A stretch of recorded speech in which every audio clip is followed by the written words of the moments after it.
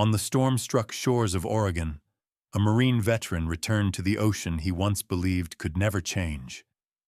Yet what he discovered floating beneath its dark waves would expose a deadly secret no one wanted to believe, and a truth a powerful corporation would do anything to bury. Poisoned waters, dying sea life, and a town living in silence. With only his loyal German shepherd at his side, Ethan must stand against greed, corruption, and the darkness threatening God's creation.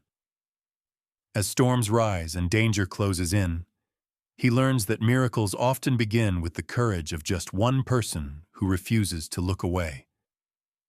If you believe that faith can still protect the innocent, do not scroll.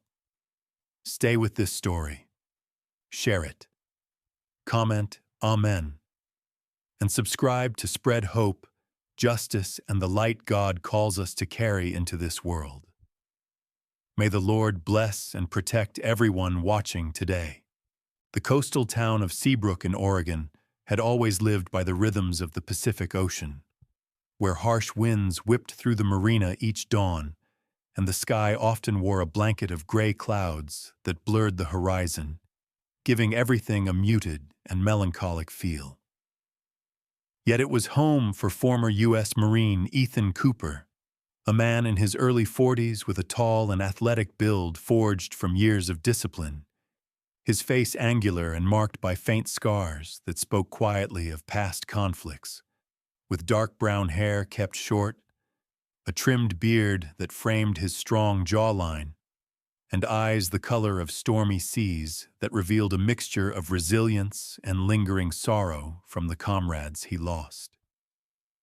He lived in a small cabin overlooking the crashing waves, accompanied by Rex, a 4-year-old German shepherd with a thick sable coat and vigilant amber eyes, muscular yet graceful, fiercely loyal after serving with Ethan during military deployments, trained to respond to danger but sensitive enough to sense every shift in Ethan's emotions, which often made them look less like a man and his dog and more like two soldiers healing together. That morning, as the chilly sea breeze brushed over the deck of Ethan's small fishing boat, he tightened the straps of his worn waterproof jacket and gave Rex a pat between the ears before steering away from the harbor where seagulls cried overhead and the smell of salt water and diesel fuel blended into a familiar scent. Ordinary fishing trips had become one of the few things that calmed his restless mind.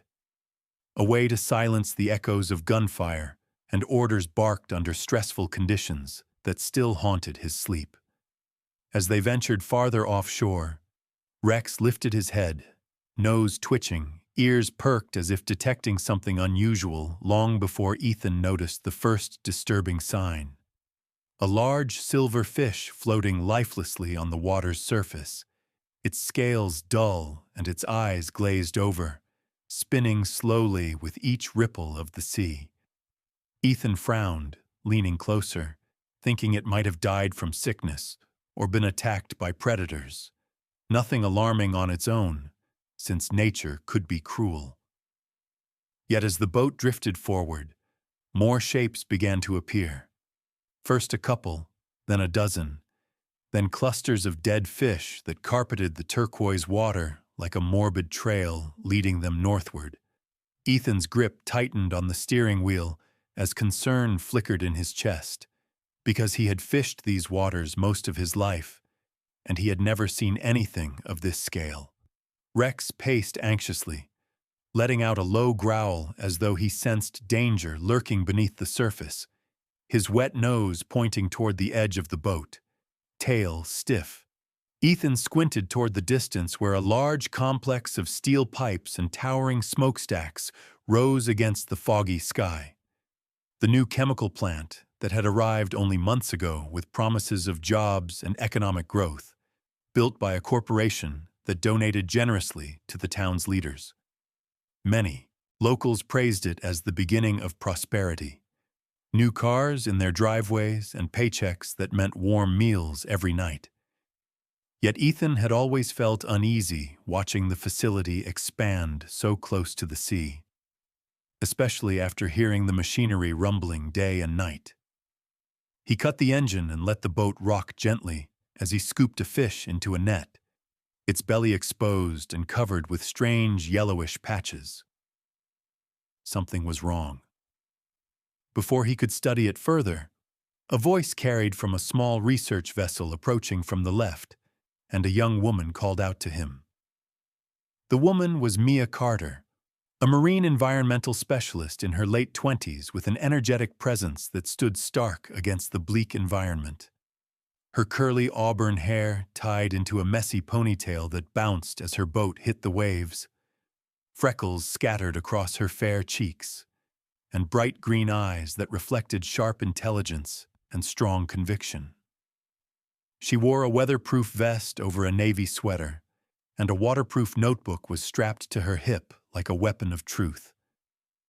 Mia worked independently after clashing with bigger agencies over what she viewed as slow and compromised environmental protection policies, and her fierce determination sometimes made townsfolk label her as a troublemaker, although she never backed down from what she believed in. As she drew closer, Mia lowered her voice and urged Ethan to keep his distance from the fish and from the waters near the plant, explaining that she had been tracking the increasing appearance of dead marine life for weeks, noticing that the spikes aligned with the facility's nighttime waste disposal schedule.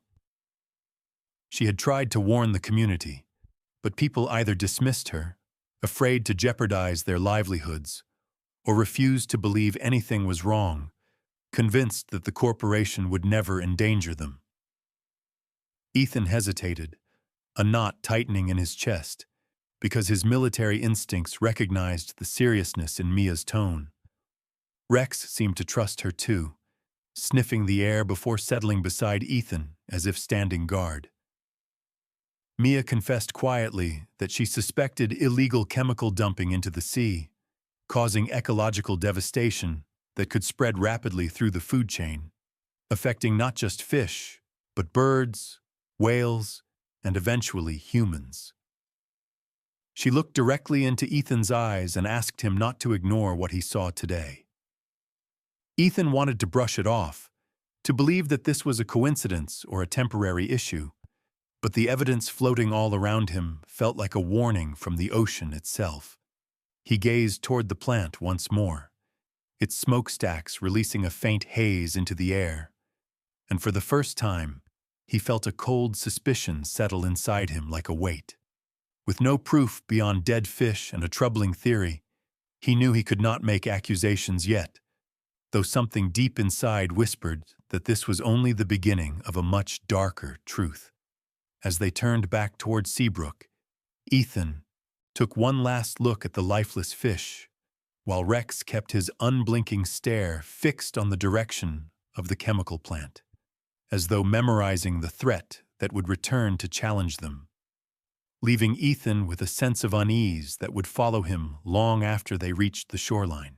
The next morning, heavy fog clung to the coastline of Seabrook as Ethan Cooper returned to the marina with Rex beside him, both still unsettled by what they had witnessed at sea, and the sharp scent of salt mixed with damp rock filled the air as waves crashed stubbornly against the rugged shoreline where jagged boulders jutted out like ancient guardians.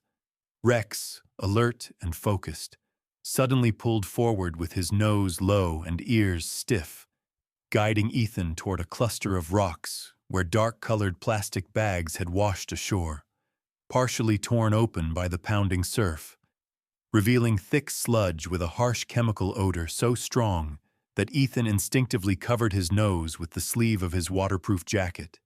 Yet curiosity and concern overpowered his discomfort, prompting him to crouch and cut one open carefully, only for a wave of dizziness to blur his vision as the fumes burned his throat and made Rex bark sharply, as if warning him to step back. Ethan steadied himself, realizing this was no ordinary waste, and he used a sealed container from his boat to collect samples before securing the bags to prevent them from being swept back into the sea. He knew Mia Carter needed to see this. Later at the marina, Mia boarded his boat quickly when she saw the severity in Ethan's expression, and her emerald eyes widened as she examined the sludge up close through her protective goggles, her features tense, freckles standing out against her pale skin as frustration and vindication collided in her mind because she now had the first real proof she had been desperately searching for. She removed a glove with a snap and told Ethan grimly that this substance matched residue she had found weeks earlier in dead shellfish along the coast. Residue she believed originated from the new chemical plant. Before they could speak further, a man approached, his polished black shoes and stern demeanor already out of place among the fishermen. He introduced himself curtly as Mark Reynolds, head of private security for the plant. A man in his mid-40s with a tall, broad physique, close-shaved scalp, squared shoulders, a sharp jaw, and cold gray eyes that suggested a lifetime of giving orders rather than taking them. His voice deep and impatient as he demanded to know why they were handling corporate property. His uniform was pristine, far too clean for someone supposedly working near industrial machinery, and a small scar cutting across his chin implied he was no stranger to confrontation. Mark's tone carried an unmistakable threat as he reminded them that spreading false accusations about the plant could lead to legal action. Ethan stepped slightly in front of Mia, his protective instincts kicking in, and Rex issued a low growl that made Mark's gaze narrow. Mia tried to remain composed, her determination showing as she stated calmly that the ocean belonged to no corporation, and any harm coming to it was their business as citizens. Mark leaned in close, enough that Ethan could smell the chemical tang clinging to his uniform, and whispered that curiosity can be dangerous, especially for outsiders stirring panic in a town that relied on the plant to survive. He left with a smirk of someone convinced they would not dare push further. As his footsteps faded, tension lingered like a stain in the air. Ethan noticed a couple of nearby dock workers looking away uncomfortably, pretending not to have heard anything, which stirred a flicker of anger inside him, because these were men hardened by the sea. Yet the fear on their faces revealed how deeply the corporation's influence had spread.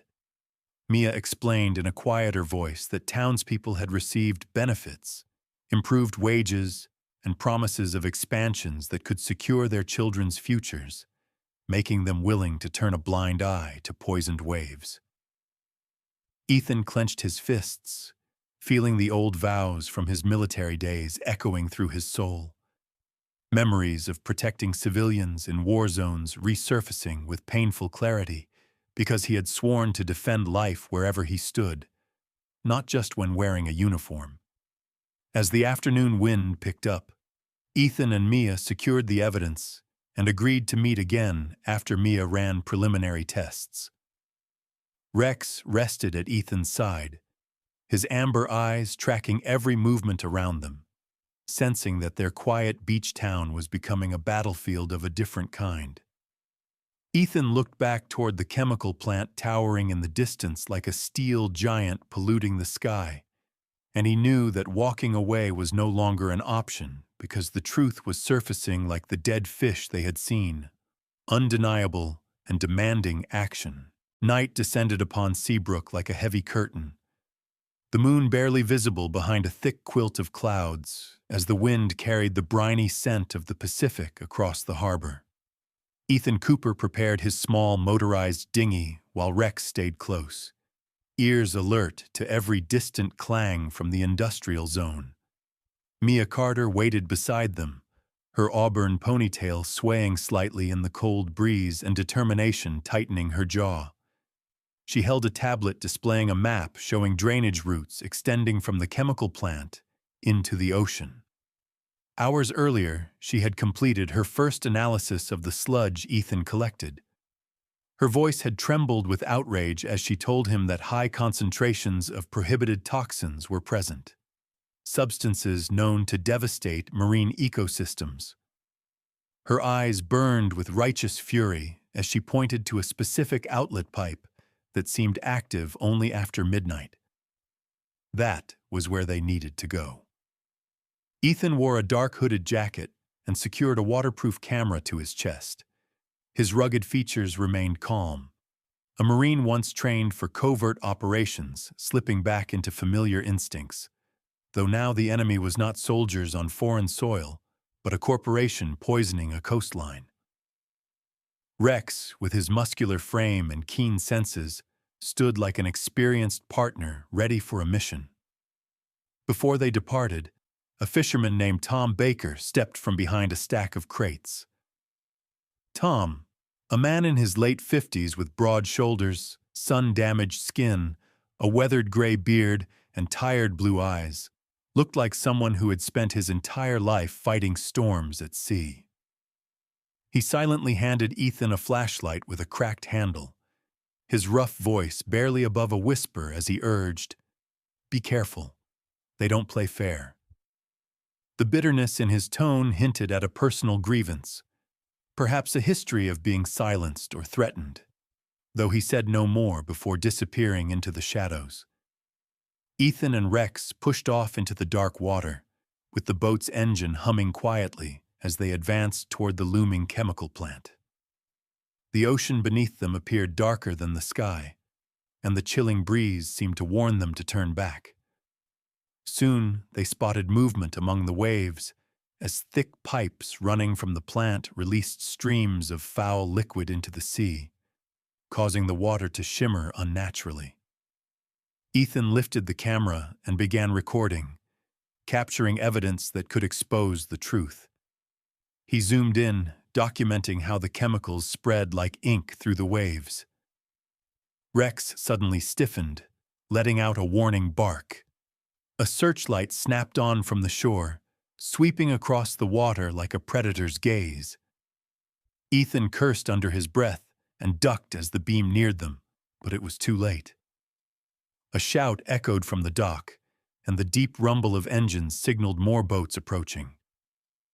Two black, rigid hull boats cut rapidly through the waves, each crewed by armed security forces led by Mark Reynolds.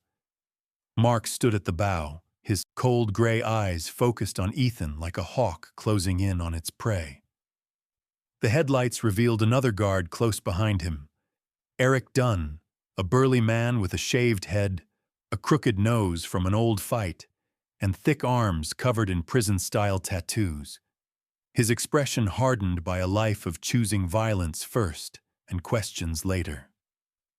The guards shouted orders to surrender the camera immediately. Ethan pushed the throttle forward, the dinghy leaping over a wave as Rex braced his paws against the deck. The chase tore across the dark water, engines roaring, spotlights cutting harsh lines across the ocean's surface. Bullets struck the water nearby, splashes exploding only feet away from the boat. The cold spray stung Ethan's face as he turned sharply, narrowly avoiding a collision with a jagged rock formation hidden beneath the surface. Rex barked loudly, baring his teeth, ready to defend. One of the larger boats gained ground and rammed the side of Ethan's. Eric leapt aboard with a snarl, gripping the railing as he swung a heavy flashlight like a weapon. Ethan blocked the strike with his arm, pain shooting through his shoulder. Eric lunged again, but Rex launched himself forward, powerful jaws clamping onto Eric's forearm, dragging him away from Ethan. Eric screamed in shock as he fell backward into the water, the current swallowing him instantly. Ethan steered desperately away, clutching the camera to his chest. Mark Reynolds cursed and ordered his men to regroup, but their searchlights flickered as fog thickened around them. Ethan seized the moment, guiding the boat into a narrow cove where the rocks shielded them from sight. His breathing was ragged, his side bleeding from where Eric's flashlight had struck him. Rex nuzzled against him, checking for injury. Ethan placed a shaking hand on the dog's head, grateful beyond words. He checked the camera. The footage survived. The truth was safe, at least for now. Above them, the chemical plant's lights glowed like the eyes of a monstrous entity watching the ocean die. Ethan felt a renewed resolve harden inside him. They were not fighting just corruption, but a growing threat to every life connected to the sea. The battle had officially begun. The following day, clouds gathered low and thick above Seabrook, the sea growing darker by the hour as the wind howled with a warning that a storm was brewing offshore. Ethan Cooper, still sore from the attack the night before, stood inside his cabin with Rex resting loyally at his feet. Mia Carter entered with urgency in her step, her auburn ponytail dampened by mist, determination clouded with anxiety in her bright green eyes.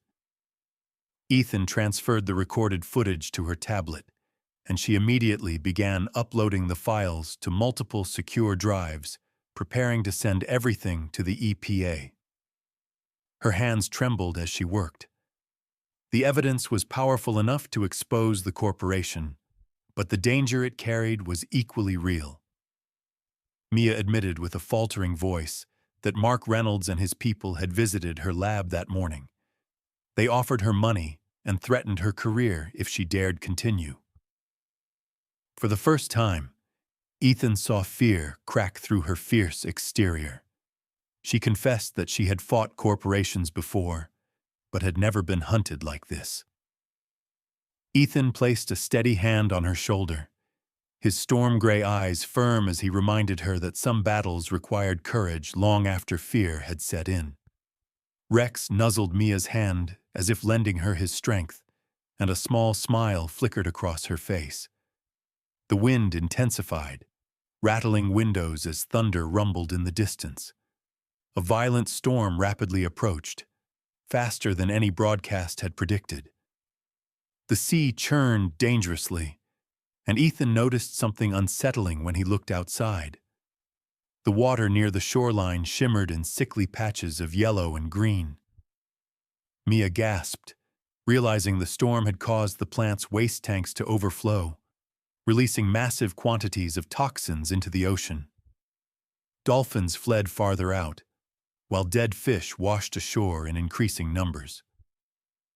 Just as they prepared to alert authorities and document the spreading contamination, Rex suddenly barked and sprinted toward the beach. Ethan and Mia chased after him as heavy rain began to pelt down. On the rocky shore, Rex stopped near several beached marine animals. What they saw next froze both of them in place. A group of baby whales, no older than a few months, thrashed helplessly in shallow water. Their slick gray bodies scraped by rocks, their cries heartbreakingly weak. The storm waves pushed them closer to land, and the poison swirling in the surf caused their skin to blister. Ethan inhaled sharply, his chest tightening with grief and fury. Mia covered her mouth, tears welling over the destruction she had fought desperately to prevent. A shout came from behind them. Tom Baker, the old fisherman with a weather-beaten beard and tired blue eyes, rushed forward carrying ropes. He yelled orders to secure the calves and guide them back to deeper waters. His voice was loud, commanding, the tone of a man who had spent his life battling the sea and had no intention of surrendering to corporate greed. Soon, more locals appeared despite the storm, young deckhands and elderly fishermen alike.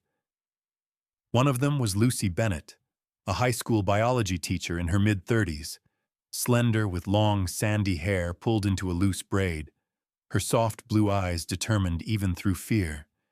She directed volunteers to keep the whales wet and covered with blankets soaked in fresh water, demonstrating knowledge and calm leadership under pressure. The situation was desperate. The waves grew more violent, making each attempt to free a whale dangerous. Ethan tied a rope around his waist and plunged into the icy surf alongside Rex, who swam strongly despite the currents. Together, they guided one calf toward deeper waters, Ethan gritting his teeth as waves smashed against him, reopening his injury.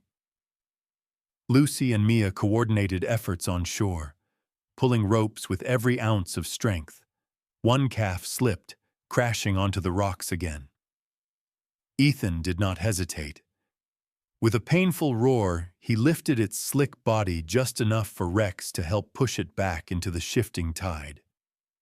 Finally, the young whale caught a strong current and began to swim away, crying out as if calling to its freed siblings. The townspeople cheered through the storm, hope glowing fiercely in their eyes.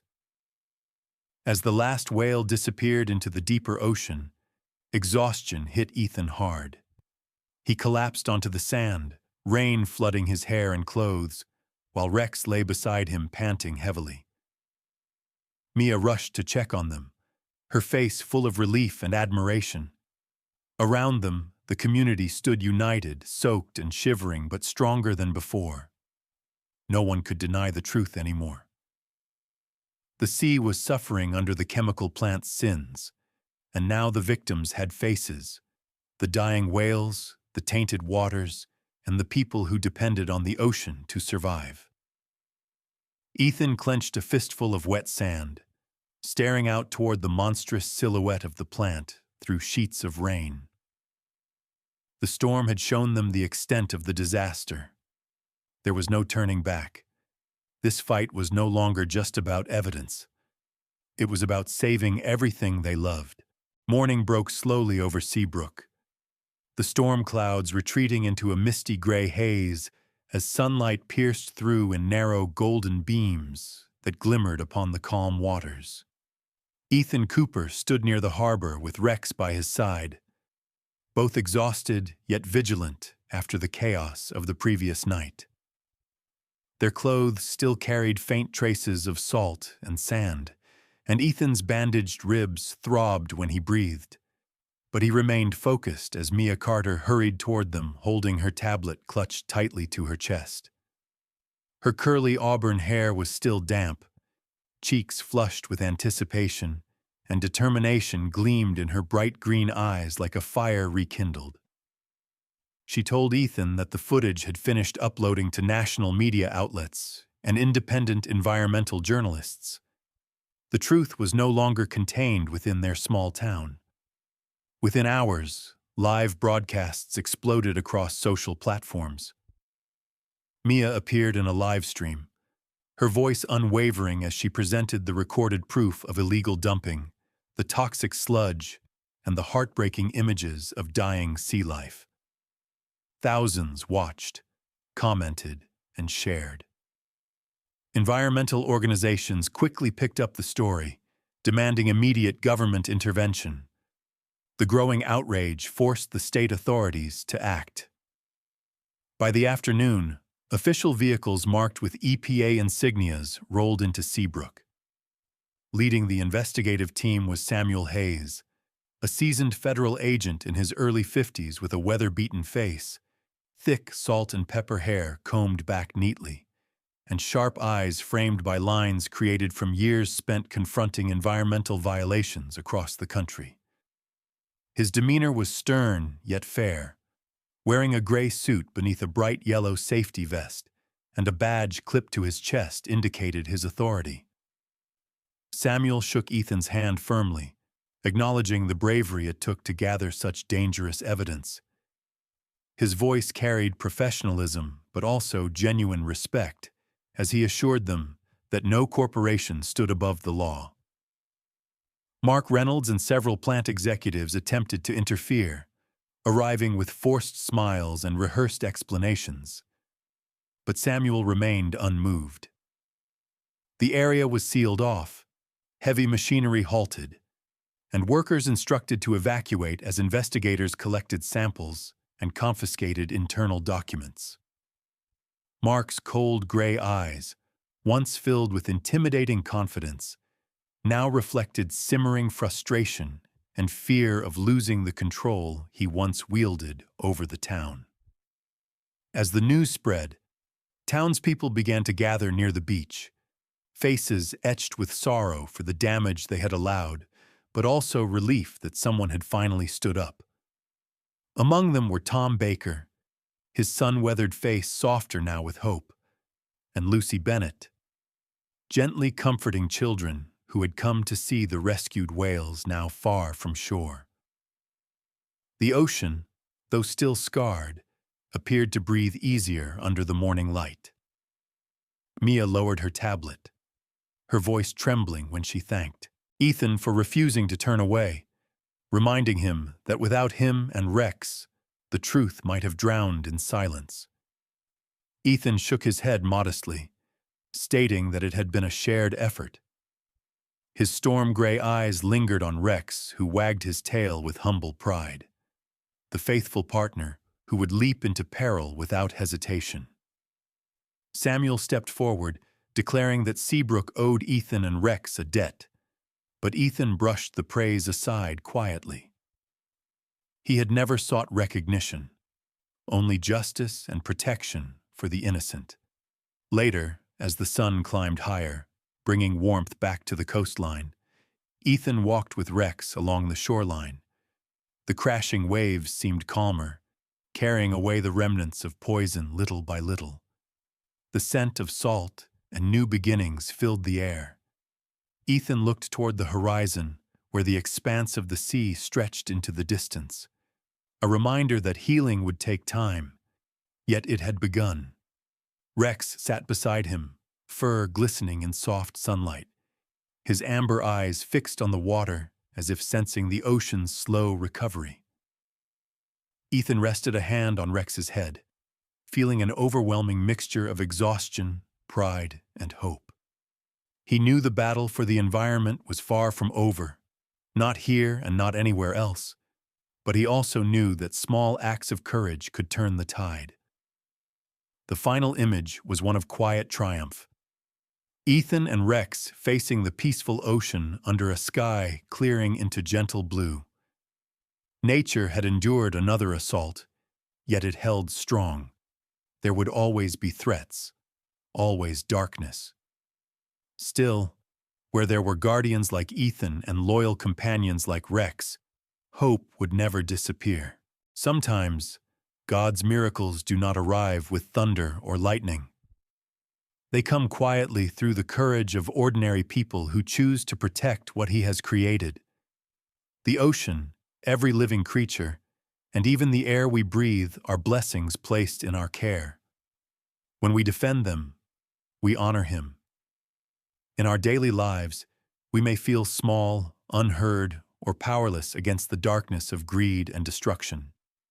Yet one act of bravery, one voice speaking truth, can become the spark that changes everything.